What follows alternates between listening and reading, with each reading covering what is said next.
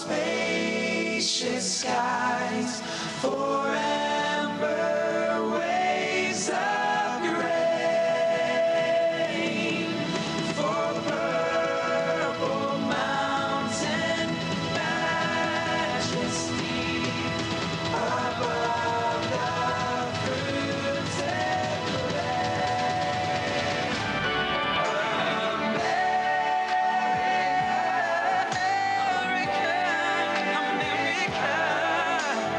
God shed His grace on thee, and crown thy good with brotherhood from sea to shining sea.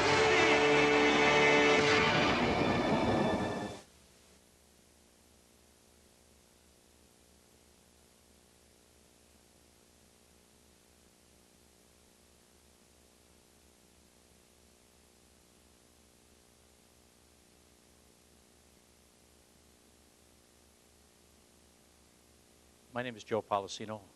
I'm here at the Watervliet Arsenal today with some World War II veterans and a colonel, and I'll have the World War II vets introduce themselves. My name is Steven Halayko. Yes, my name is Frank DiNuzzo.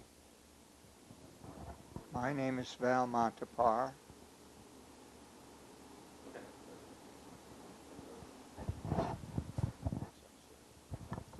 My name is Kevin Moore. I'm the commander of Watervliet Arsenal and also a member of the VFW post here in Watervliet. Thank you. I guess we'll start with, Val served together. These two gentlemen served together. And we'll start with Val and ask him, Val, when did you enlist?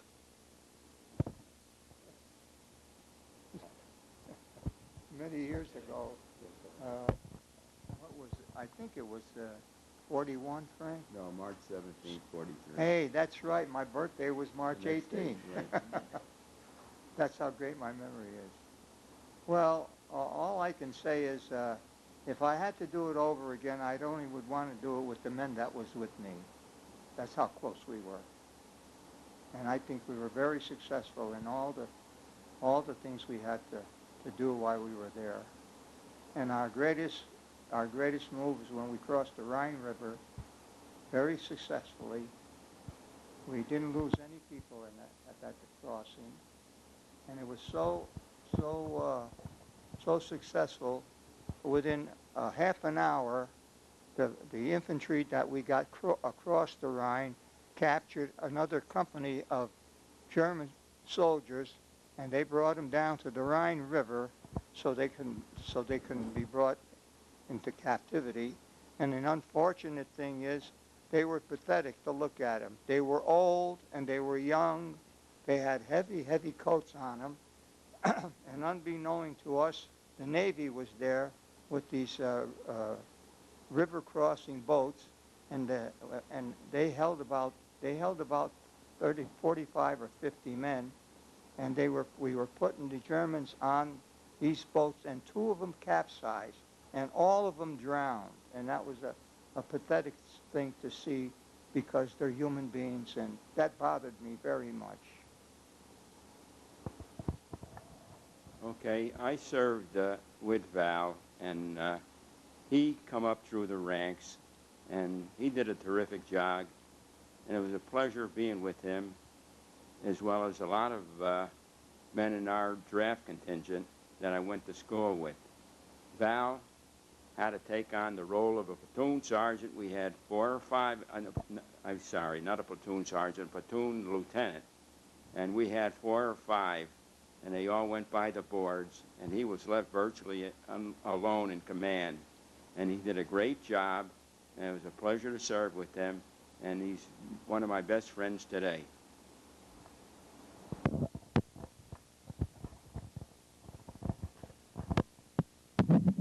I joined my outfit, the 1st Division, over in Europe. They were through Africa, Sicily, and now back to Normandy. We were never told that we're going to land. This was June 5th, and they just put us on a big ship, and we started sailing towards France.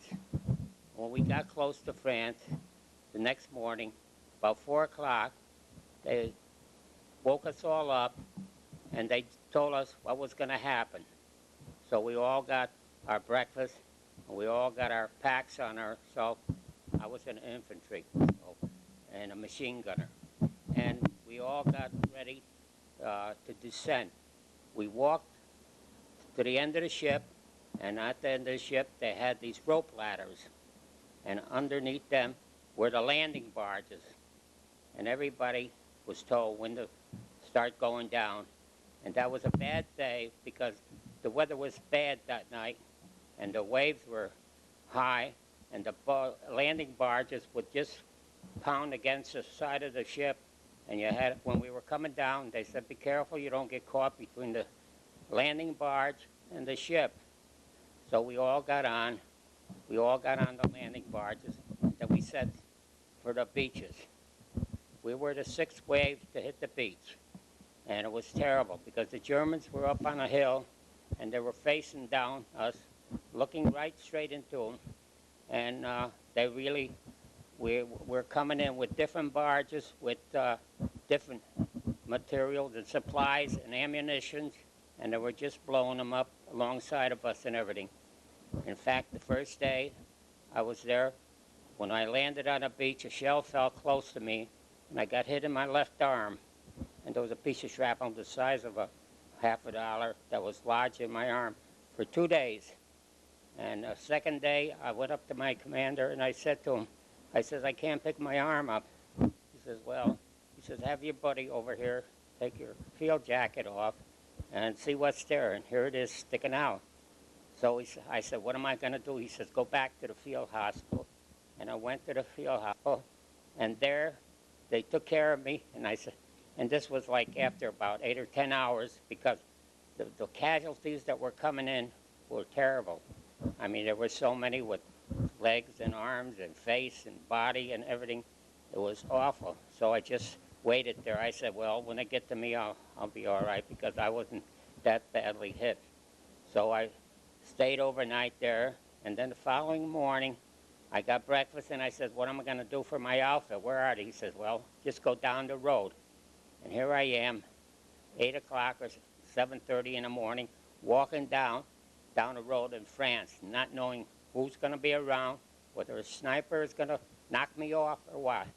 So they were up in front of me about 7, 8 miles, and I finally caught up to them.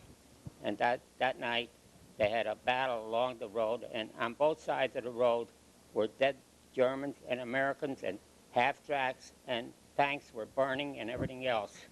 But then we continued on.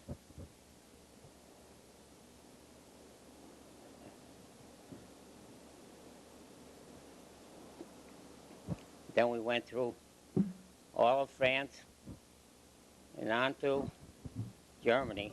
But in the meantime, we lost some of the troop there when one of them there was on a bazooka team, and they stood up in the air, and one of the German 88s just hit that poor kid, and that was nothing left of him. And we went on, and we got to St. Lo in France. And in St. Lo, our outfit was so far forward that we had to wait like 4 or 5 days by the time everybody caught up to us. And I guess I dug a foxhole that was about 7 foot deep. And then we continued on, and we went into Germany, and then we went into Aachen, Germany there. And past Aachen, we were going forward, and all of a sudden, somebody dropped a shell in our area, and I don't know what happened, but I was out of it. They took me to a hospital in Belgium, and then the following day, the Battle of the Bulge went on. And from there, they told us we got to move out of here, so they put us on stretchers and put us in a plane, and we went to England. And from there on, I don't know, that's what happened to the world. You know, that's when we heard it was the Battle of the Bulge. We didn't even think anything of it because we were so far forward with all of our troops and everybody.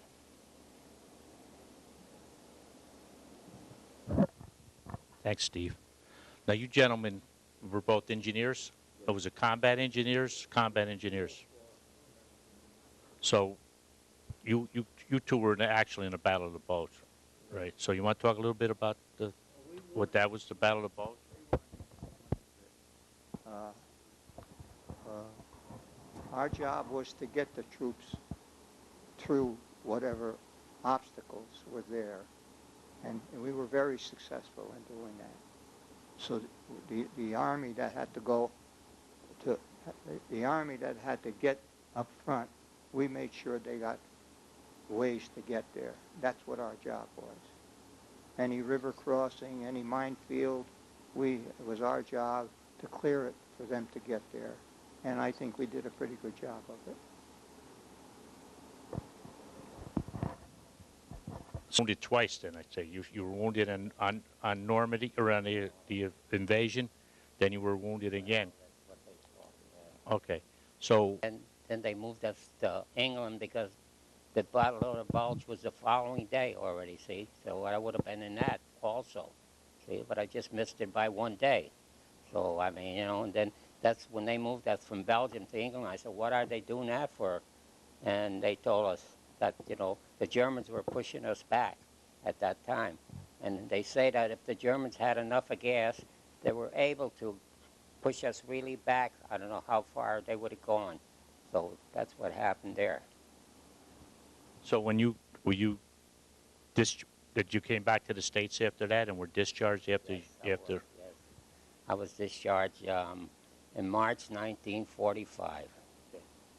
and you gentlemen went through the Battle of the Bulge and then went out into Germany. When did you come back to the States? Well, actually, we got broken up.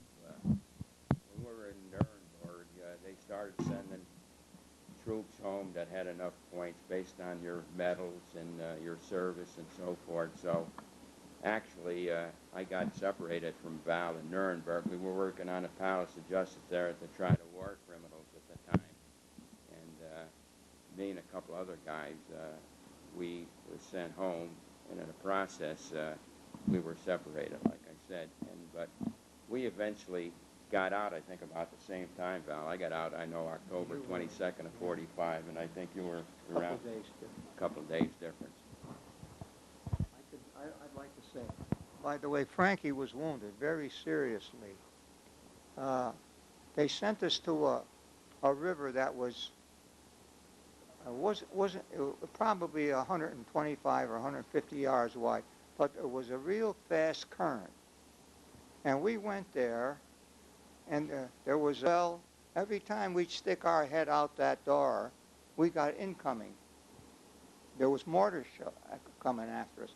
And mortar, you can't hear mortar. And this one time, this was going on maybe every 2 or 3 hours. We'd get a call, and an infantry company a platoon came down, and they had to cross the river. And I says, where are you going to cross the river? He says, well, we're just going to cross the river. I says, well, we're not going to take you across that river. This was an officer I was talking to. He says, what are you talking about? I says, we put our head out the window, and you're going to get blown apart. I says, they got a spy out there somewhere, and somebody's got to find out who's watching our movements. He says, Sergeant, he says, you can get court-martialed if you don't take us across. I says, I'd rather spend 10 years in prison to see half of your men dead. So anyway, I says, if you want to do something, send 3 or 4 of your men down in the back there where all the grass was, and see if you could find anybody spotting us, because I'm sorry. he was actually on the way back across the river when a mortar shell landed where they were, and it ripped a big hole in the side of his body, and that's where he got wounded. You're going to have to tell that story again, because we're not going to be able to use the first part of it. You had it on tape. Get hurt. We lost 2 men at that particular time. And it's hard to lose men when you don't know where the enemy is. It makes you mad that you can't fight back. But that's what we had to do, all through the whole war. We never saw a German that we could shoot, if you want to say it.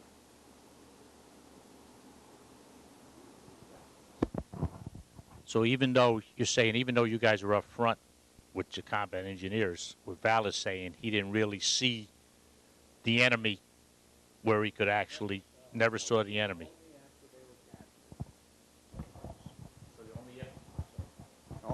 We never saw them. We never fought them. The only time we saw them when they were captured and they were brought back to our area. That's the only time we saw them. And I'll tell you, the last group that we saw, it was pathetic. They were elderly guys. They were young kids. They had big, heavy coats. They could hardly walk. It was pathetic to put people like that in a war of any kind.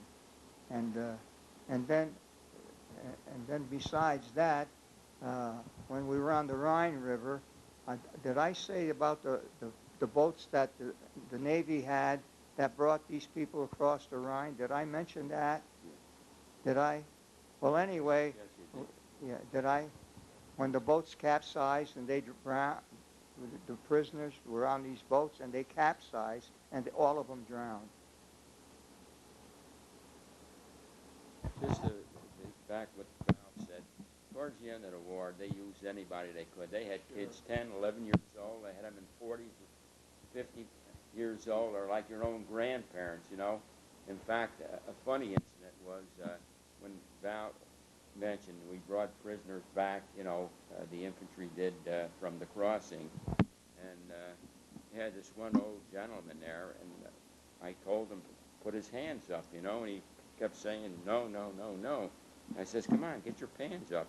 And he did, and his pants fell down. He had old baggy pants, and he had no belt to hold it, and he was trying to tell me he didn't have a belt.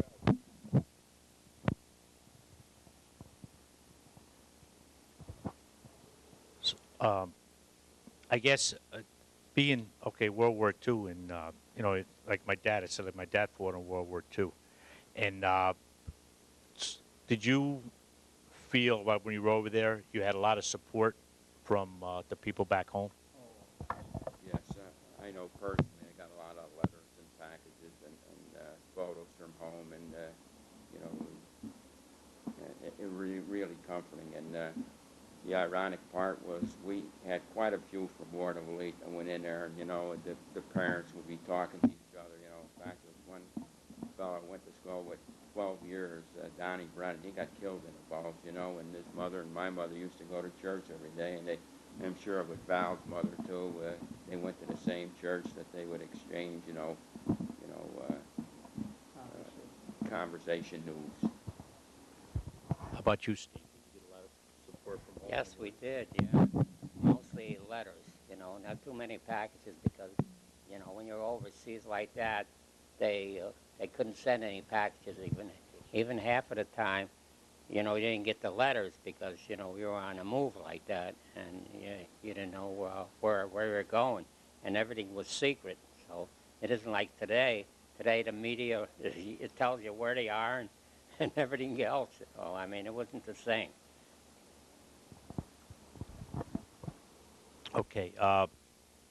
Now, I know you had a Purple Heart, 2 Purple Hearts. You received the Purple Heart. Val, were you ever wounded when you were over there? I received the Silver Star, Frank. Received the Gold Star, Oh, you got the Bronze Star. Bronze Star. I got a bronze and you got a gold. I got a silver, Stars. bronze, and a Purple Heart. Yeah. Then Wow. we had 5 battle stars, our outfit. I don't even know where mine is. I got to say one thing. We were in Luxembourg, and there was nothing going on in Luxembourg. So we used to get packages from home. Frankie got a box of spaghetti. So there was an Italian family right near where we were living, if you want to call it that. And this woman cooked all this spaghetti. They went in there to eat, and don't we get orders, move out and move out now. So I had to go into the house and tell him, come on, we're moving. He said, we got the spaghetti. He says, get out of here, we got to move. So he didn't eat his spaghetti. Steve, I know you were, you were in a battle, hitting, the Normandy, and also, wounded again. Is there any stories that, I mean, in wartime, there's always something that happens that's some funny things happen too. I mean, a war is something, but remember anything that happened while you were there with the other guys that you remember that was funny or anything? Well, nothing that was funny, but we were on guard duty one night, and this was like 5 o'clock in the morning, and it was just about breaking light, and then heard a noise in front of us going back and forth, and then I said to my buddy there, he was of German descent. I says, "Gee, maybe you're going to have to tell these people in front of us to surrender." And here we're looking, and all of a sudden we see it was two horses. They were bouncing back and forth, and it was, we started to laugh because right after that, we went about 2 hedgerows over and we captured 6 Germans. And one of them had a potato masher in his hand, and I said, "Oh boy, this is it." Just then, but they gave up. They come out. Tell them what a potato masher is. It's not a real potato masher. No, not a potato masher. It's a grenade. A grenade that they had. and they all gave up. We were fortunate there. But then when we got into Germany, it was funny, but like he was talking about food there, and that reminded me of the time we got into Aachen, Germany, and the Germans had a beautiful building there with their headquarters and everything. And on the tables, they had the food was all ready, and they must have heard that we were coming, and they left the food right there, and they all retreated, went back. They all went back, But we were happy to get there because they had a big wine cellar. I don't know how many thousands of bottles of wine, cognac, and Calvados and everything. And we all grabbed a bottle. We made sure of that. But right after that, they were always on the move.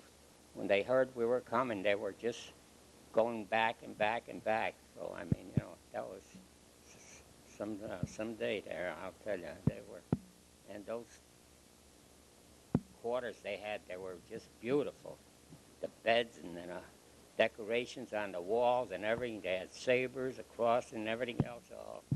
The mattresses were about 10 inches thick, I think, the way they were. And boy, but we didn't enjoy it too long because we had to move on. We moved on the next day. And then I said, "Well, where's all this, the cognac, the Calvados, and whatever they had, wines there?" I said, "Where's that all going?" Well, headquarters sent 3 or 4 trucks, and that was gone before you know it. We didn't see what happened to it, so that's what happened there, that area. Thank you. Colonel, do you have Well, I was interested when I was listening to the gentleman talk about staying in touch and what kind of support. I was just recently in Afghanistan. One of the things that's changed now is the way that everybody communicates is you get emails. But of course, the advantage now is you can get an email from your wife or from your friends at any day. And I know these guys had to write and then wait for weeks for the letter to come or the letter to come back. And, you don't know how recent it is. But one of the things that hasn't changed is the support from the community. When I was deployed, a lot of my friends in this local community were asking, is there anything that the troops need? And in Afghanistan, they had a policy of they didn't issue blankets. They wanted everybody to sleep in their sleeping bag, which is okay, but after a couple weeks in a sleeping bag and you only have one and you can't get it washed, it's kind of uncomfortable. So we had friends back here in Watervliet and in Colony in this area who organized a blanket drive, and we're shipping them over to the soldiers in Afghanistan this winter. And I know they were really appreciated. It was a very popular item. So I guess one of the things that hasn't changed, at least in this part of the country, is the support for the soldiers. Thank you, sir. I had to ask you, when you gentlemen return back home, you haven't been wounded and you haven't been, you were wounded. Did you apply for benefits for the VA when you got back? I did, yeah. Yeah. Right now, I only consider 10%, benefits from the government. That's all. Because, otherwise, because I'm well enough to do things, and that's what they want to know, whether, you're capable of going back to work or going back to school and something like that. So that's what. How about you, Frank? Yes, I took advantage of the GI Bill of Rights. I used a year. I went to Albany Business College, got an accounting certificate, and then a friend of mine at the VA suggested that maybe I should go to Siena. So I went to Siena. My GI Bill ran out, but I managed to go there nights, and it took me 8 years, but I got out there. But I did get advantage of the GI Bill of Rights to some degree, and I was very appreciative of that. Well, I also had gotten some of that. What happened, before I went in, I was a machinist repairman for the D&H Railroad. And the superintendent of the railroad guaranteed me that if and when I got back, my job would still be there. So when I come home, and of course I was engaged to my wife then, when I got home, we planned to get married within 6 months or even less than that. And then when I went to the D&H to tell him I was back, he says to me, I got some bad news for you. I says, what's the bad news? He says, we can't give you back your job. I says, why not? He says, well, you never took an apprenticeship course. I says, well, what's that got to do with my ability to keep these machines going? He says, well, now the shop is union, and that's their doing, not our doing. So he says, but I got $1,000 for you. $1,000 was a lot of money those days. So 2 weeks after that, my wife and I got married, and then I went into business, in the painting business. And from the painting business, I was very successful. I start painting gas stations. And then I start working for all of the oil companies that are in the Capital District. And at times I had 18 men working for me. That's how successful it was. Thank you for that. Now, and you said you took the GI Bill and you went to the VA. I'm finding that the job I have now, working for the Veterans Bureau, I find a lot of the World War II vets, they came home, went back to their families, went back to work, and never applied for some of the benefits for whatever reason. And you said you did.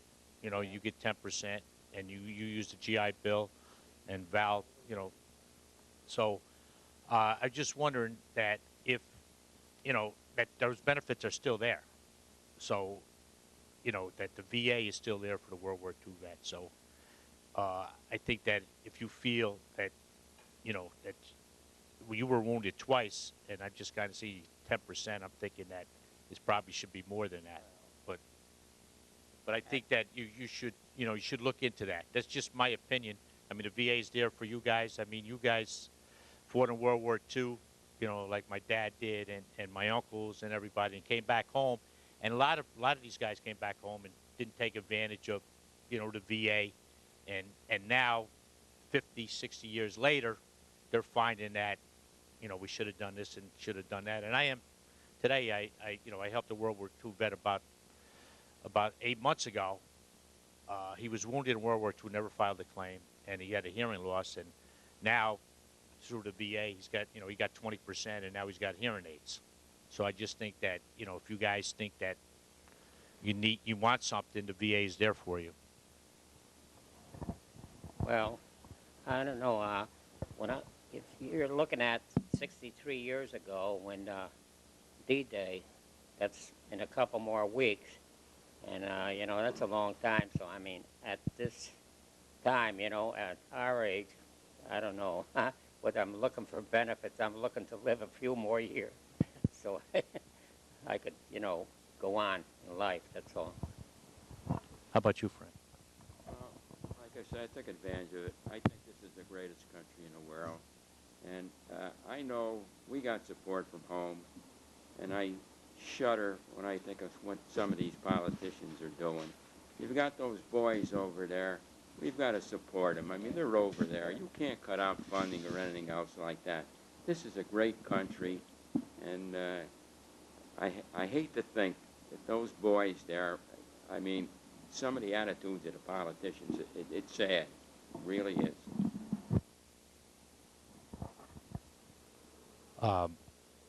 Now, you guys said you went in 1943, 1943, and you went in 43. So when Pearl Harbor was attacked in 1941, I assume you were in high school or grade school? Well, we were in high school. Yeah, we were in high school, and that happened on a Sunday morning because I went to a little grocery store on a corner, and I was going to get myself a Hershey bar or something at that time, and then it came over the radio that, you know, Pearl Harbor was bombed, and it was kind of a shock. And the first thing most of the fellows said, well, let's go down and listen and join up, you know, the service. So after that, you know, a lot of them didn't finish high school, didn't they, Frank? A couple of them didn't. They enlisted right away, and they went into the service. So, I mean, that's what happened then. Well, I can recall I was playing CYO basketball for St. Patrick's Church in Watervliet, and we were playing St. Lawrence and Troy. And I got home, I think it was probably late, real late afternoon, and my brother-in-law, he wasn't my brother-in-law then, he was going with my sister, he informed me that Pearl Harbor was bombed. Well, that was so remote in my mind. I was a kid of I wasn't 18 then, I was 17, so it really didn't have any impact on me, you know. But I recall that's what I was doing. I was playing basketball. Well, I probably was playing baseball because we had the area championship, the Armenian AAs. I know none of you guys know that, but we had a great ball team. He's Italian. I actually was brought up with the Armenian people. They were my best friends. And when Pearl Harbor was attacked, I didn't even know what they were talking about. I didn't know anything about Pearl Harbor because I didn't have the educational background to know any of that stuff.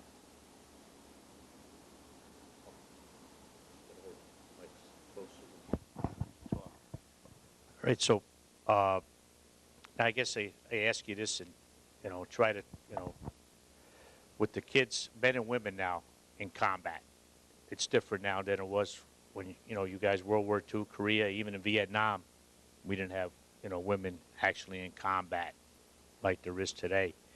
And I was just wondering, what do you think of, you know, not politically, but militarily, I guess, what's going on today in Iraq, you know, how these guys are fighting and, you know, and what do you think of the Army and the Marines and what we have today fighting in the war? I think it's much harder to fight today over there because you don't know who you're fighting, you know. These people on the street, you don't know who they are or what, you know, what they are and what are they doing, you know. And when we were over in Europe, it was different because we knew we were fighting the Germans, you know. And that was much easier than the way they're fighting today up there in Iraq and Afghanistan and other places. Well, I think they've got a thankless cause there. You got people there blowing themselves up for the glory of God, and you think as Americans how we cherish life. I mean, how can anybody do that? Like Steve says, you don't know who your enemies are there. I mean, they're blowing up women, children, and everything else, and it's a sad thing to be a part of that. I feel for the soldiers over there. It's a heck of a thing to be going through. Well, I feel the same way as Frank. It's just a bad thing to have women and children being blown apart for no reason at all. And the people that are ruling these countries is a hard people to get a hold of. But these people were all tribes, and the tribes, even going back to our Indian tribes, they were fighters, and they fought to the death, and that's what's going on here. That's why we're not getting everything. They're not afraid to die, and that's a hard thing.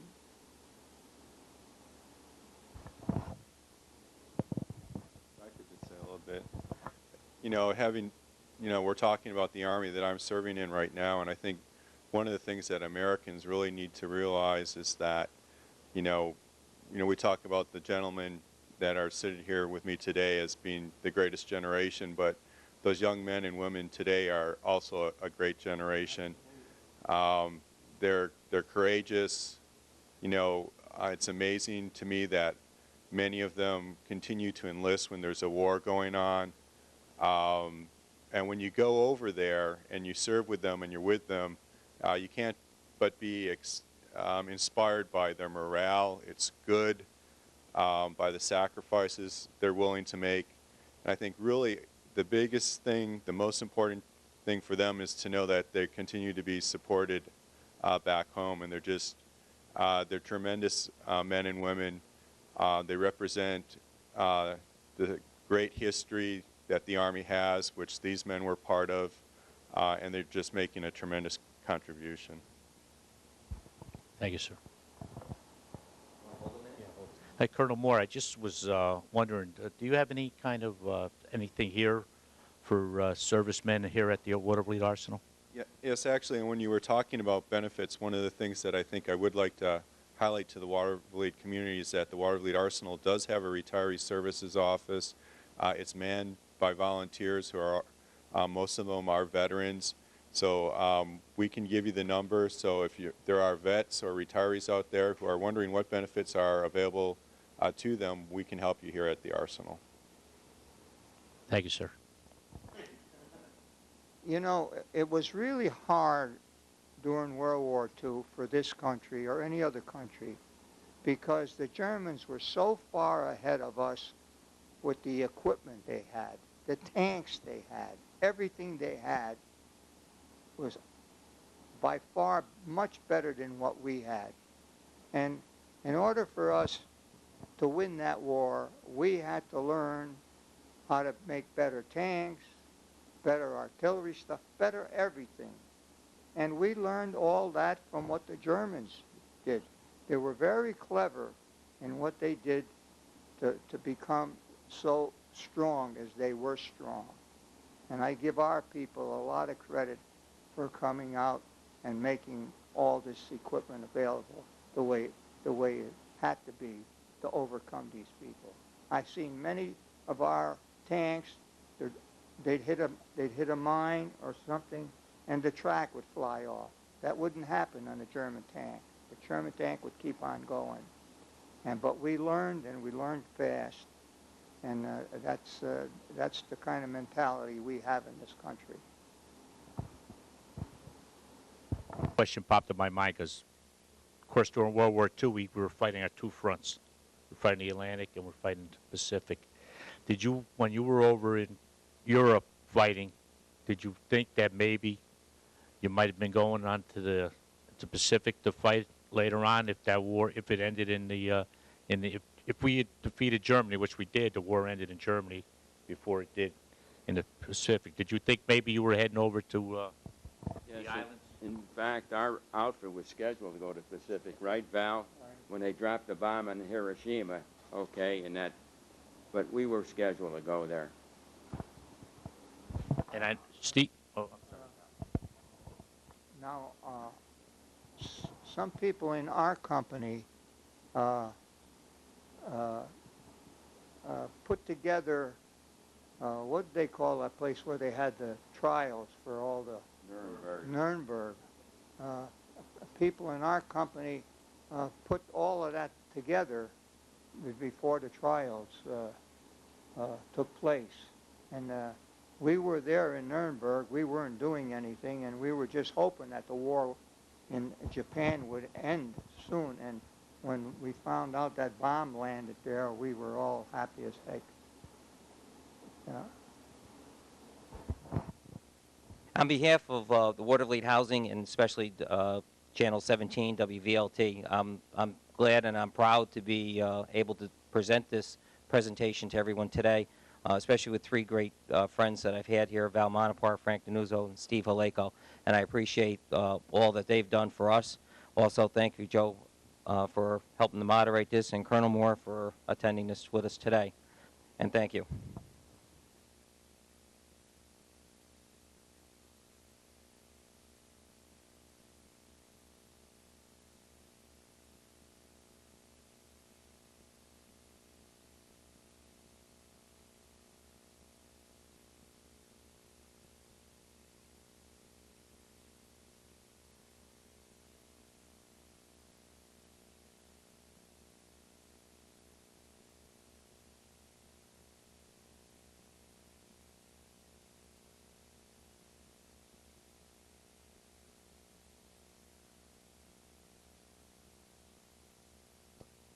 Good morning, shoppers. At 11 o'clock on this 11th day of November, we'd like to invite you to share with us 2 minutes of silence in honor of our veterans.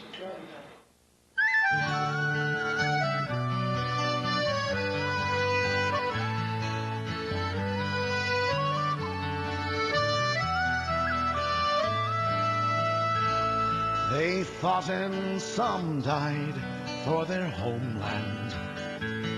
They fought and some died, now it's our land.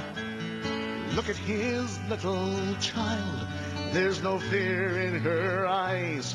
Could he not show respect for other dads who have died? Take 2 minutes, would you mind? It's a pittance of time for the boys and the girls who went over. In peace may they rest, may we never forget why they died. It's a pittance of time. God forgive me for wanting to strike him. Give me strength so as not to be like him. My heart pounds in my breast, fingers pressed to my lips, my throat wants to bawl out, my tongue barely resists, but 2 minutes I will bide. It's a pittance of time for the boys and the girls who went over. In peace may they rest, may we never forget why they died. It's a pittance of time.